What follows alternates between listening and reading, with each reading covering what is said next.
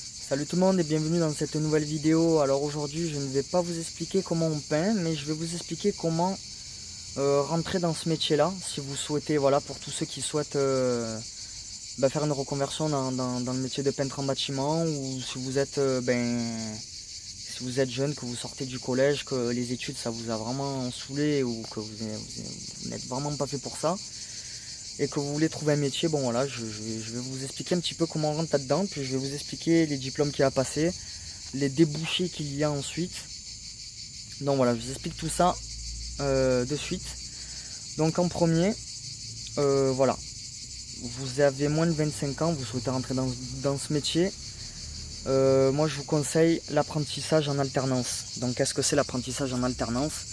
C'est tout simplement, en gros, vous rentrez dans, voilà, d'abord vous trouvez un patron, ça c'est la première des choses. Une fois que vous avez trouvé l'entreprise, vous allez dans une école, dans un CFA, et ensuite vous vous inscrivez et vous commencez ensuite votre année d'apprentissage.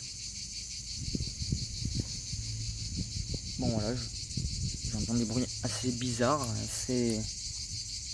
Voilà, bref, on s'en fout. Il y a peut-être un facochère à côté de moi, je le sais pas. Bref.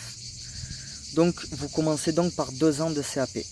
Ensuite, si vous avez envie de vous arrêter au CAP, vous pouvez. Voilà, si votre employeur vous entendez bien avec, il peut vous signer un CDI. Ou si vous êtes vraiment très débrouillard et que vous avez vraiment la niaque, vous pouvez très bien aussi vous mettre à votre compte si vous avez déjà la clientèle.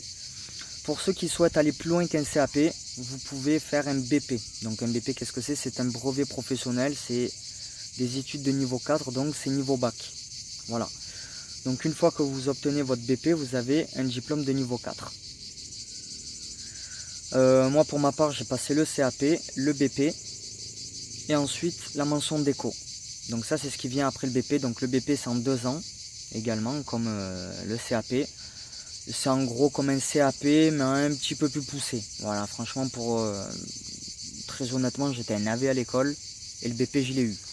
Donc après évidemment, voilà, il faut s'y mettre, il faut pas foutre le boucan en cours, faut écouter un petit peu un minimum, il faut faire les exercices, voilà, faut s'exercer, on se plante, on recommence, voilà. Il faut un petit peu donner de soi, mais ça marche. Voilà, franchement le BP on peut l'obtenir. Faut pas se dire, ah c'est niveau bac, c'est un truc de fou, non c'est pas vrai. Avec du boulot on y arrive. Et pourtant c'est un ancien navet de l'école qui vous parle. Voilà. Ensuite après le BP, on a une mention de décoration, donc ça c'est une mention complémentaire, donc où dedans, comme son nom l'indique, là on pousse vraiment le truc dans la décoration uniquement. Donc ça dure 1 an et en fait pendant 1 an on va apprendre la décoration. Donc tout ce que je viens de vous dire c'est toujours en alternance. Donc l'alternance c'est 2 semaines en entreprise, 1 semaine à l'école. Donc l'entreprise c'est tout ce qui est pratique et l'école c'est tout ce qui va être théorie. Voilà. Donc pour la mention de décoration, ça voilà. Vous apprenez l'histoire de l'art, vous apprenez à faire du faux bois, du faux marbre, du trompe-l'œil, c'est vraiment intéressant. Voilà, bon après il faut se taper quand même 5 ans d'études, c'est long, pas tout le monde souhaite se taper 5 ans d'études, mais pour ceux qui le souhaitent vraiment foncer, c'est vraiment bien. Donc voilà, donc ça c'est à peu près tout pour les études, donc ça c'est pour les moins de 25 ans, vous rentrez en CFA. Pour ceux qui ont plus de 25 ans, je ne sais pas exactement comment ça se passe. C'est pas en CFA, c'est autrement, mais je ne sais pas exactement comment ça se passe, donc je préfère pas vous dire de bêtises. Renseignez-vous sur internet, il y a sûrement des réponses pour vous, il y a des solutions, en tout cas ça c'est sûr, parce qu'il y en a plein qui se reconvertissent dans de nouveaux métiers, même à 40 ans. Voilà, donc ça ne vous inquiétez pas, il y a des choses qui sont prévues pour vous. Ensuite, les débouchés de ce métier.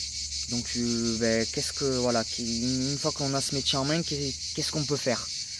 On a le choix, voilà, ceux qui ne souhaitent pas trop se casser la tête et qui souhaitent avoir une vie tranquille, le CDI c'est la meilleure voie pour vous.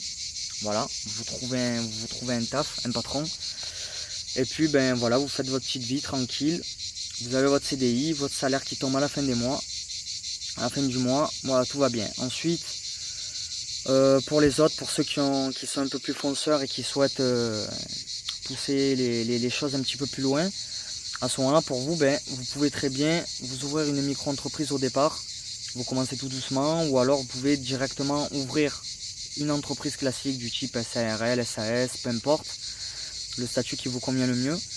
Et à ce moment-là, voilà, vous pouvez monter votre entreprise et ensuite vivre de votre métier si vous avez la clientèle.